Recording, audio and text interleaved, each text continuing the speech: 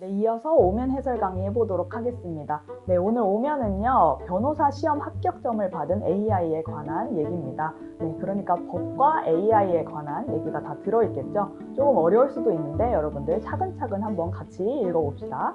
네, 기사 첫머리 부분을 보면요, 토종 법률, 그러니까 우리나라 법률 AI 슈퍼 로이어가 그렇게 어렵다는 변호사 시험에서 합격점을 받았다고 합니다.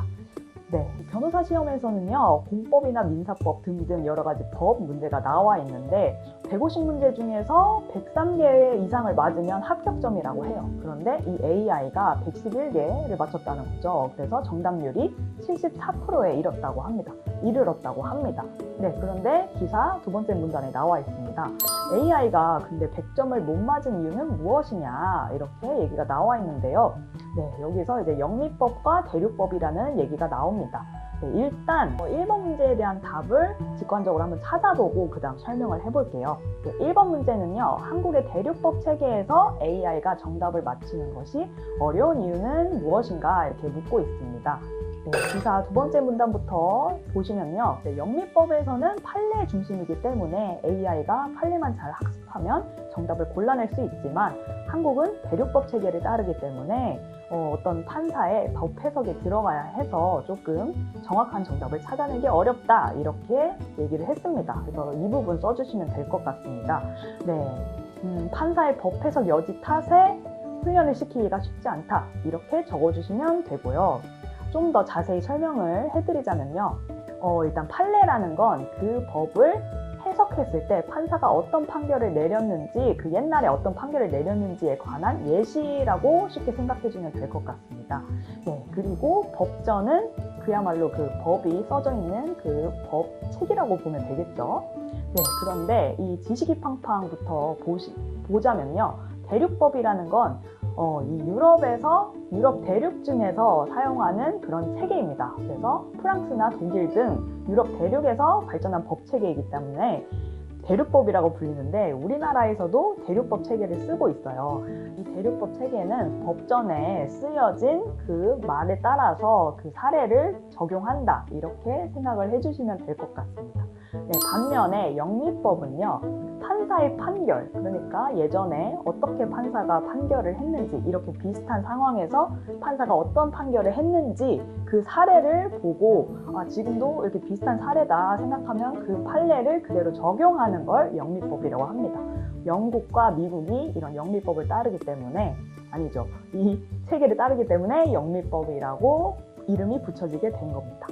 좀 더 쉽게 예시를 들어보자면요, 약간 좀 일반화해서 말씀을 드리자면 이런 법이 있을 수 있겠죠? 사람을 때리면 벌을 받는다, 이런 법전에 이런 조문이 있다고 생각을 해봅시다.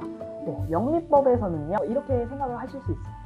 법전에는요, 이 사람이 어떤 사연으로 어떻게 궁핍한 상황에 몰려서 어쩔 수 없이 이렇게 사람을 때릴 경우에는 이렇게 해야 되고, 이 사람이 정말 악의적인 마음을 가지고 이렇게 했을 때는 이렇게 해야 되고, 이렇게 구구절절 써 있진 않죠. 왜냐하면 전체적인 모든 상황을 좀 포괄적으로 써야 되기 때문이에요. 그래서 디테일한 그런 예시들이 쭉 나와 있진 않는데, 그러니까 구체적인 상황이 판사 앞에 있을 수 있겠습니다. 그러니까 저 사람이 먼저 나를 공격해서 내가 사람을 때렸을 경우, 이럴 때 이 법 조문을 그대로 적용해야 되는지, 이거는 이제 판사의 해석에 따라 달렸다는 거죠. 판사가 이 법 조문을 보고 이 법 조문은 사람을 때린다는 이 법 조문의 이 문구는 무조건적으로 아무 이유 없이 때릴 때를 말하는 게 아닐까, 이렇게 해석을 해서 이 법 적용을 조금 완화해서 적용하자, 이렇게 해석을 하는 거를 대륙법 체계라고 하고요. 그러니까 이 판사의 해석이 들어가야 돼서 AI가 이거를 아직은 따라가기 힘들다는 겁니다.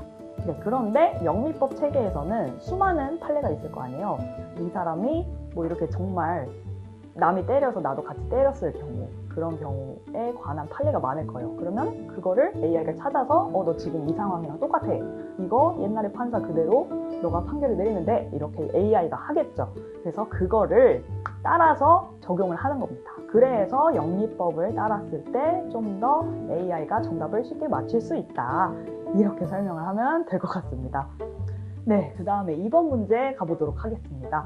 AI 변호사는 인간 변호사보다 어떤 점에서 여러분들 유리하다고 써져 있죠? 네, 여러 가지 사례가 나와 있습니다. 미국에서 초당 10억 장씩 판례를 검색해서 의뢰인에게 답을 해준다고 합니다. 너랑 비슷한 사례 옛날에도 있었어 하면서 옛날엔 이렇게 답이 나왔었어 이렇게 검색을 해준다는 거죠.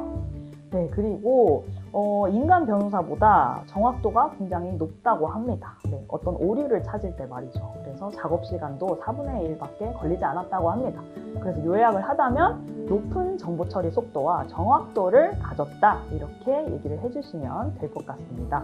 네, 그런데 기사 후반부엔 또 AI 변호사가 좀 넘어야 할 장벽도 많다고 나와 있죠. 거짓 정보를 사실인 것처럼 제시하는 그런 현상도 있다고 합니다.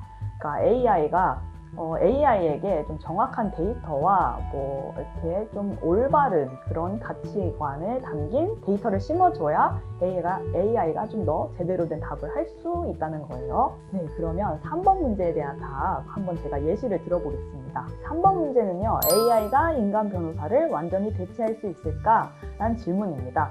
네, 일단 대체할 수 있다는 사람은요, 아까 말씀드린 것처럼 뭔가 정형화된 업무, 그리고 반복적인, 그리고 대량 데이터를 분석하는 이런 업무에서는 AI가 인간보다 빠르기 때문에 대체할 수 있다고 생각할 것 같아요.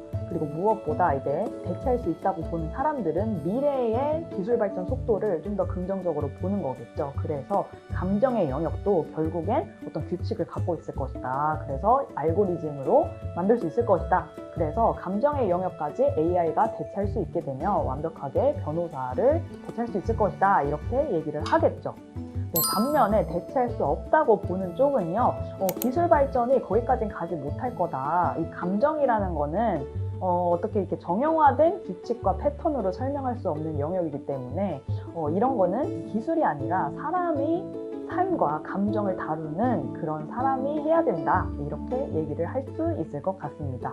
네, 오늘 좀 어려운 주제였는데요, 여러분들. 네, 쉽게 이해를 하실 수 있도록 제가 노력을 해봤는데 어떠실지 모르겠습니다. 네, 여기서 오면 해설 강의 마치도록 하겠습니다. 감사합니다.